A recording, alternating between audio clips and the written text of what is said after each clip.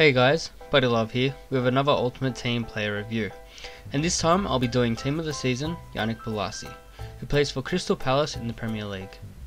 I have done a review of his third in form prior to this one and gave him a 7.5 out of 10, which isn't too bad, but now that he's a winger I think it will be better suited for his play, as he isn't the best shooter of the ball.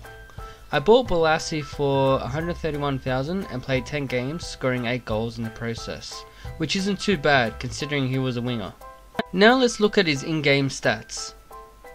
The stats I want to highlight are his 94 acceleration, 93 sprint speed, 90 strength, 94 agility, 95 dribbling, which make this guy deadly.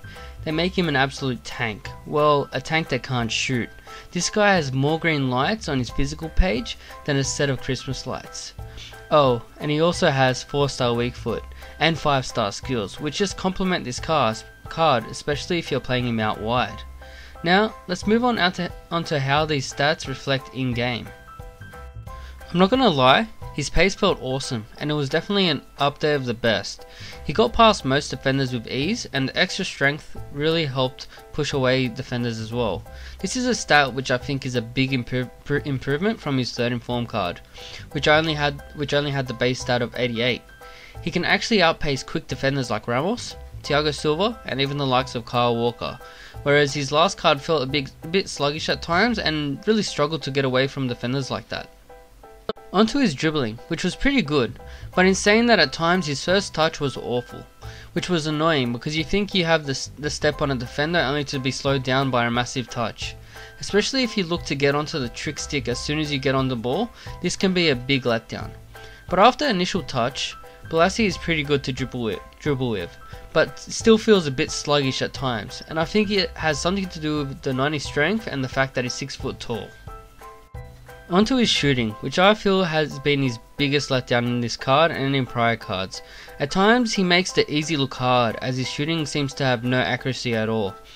This being a Team of the Season card, I really thought I was going to get wowed by his shooting, but I didn't, and if anything it felt like, his prior cards.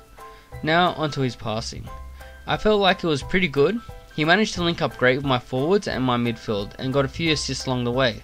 So he would be pretty good in a left mid or left wing position if you need him, for more of the passing attributes. Now onto his physical, which has a base stat of 89.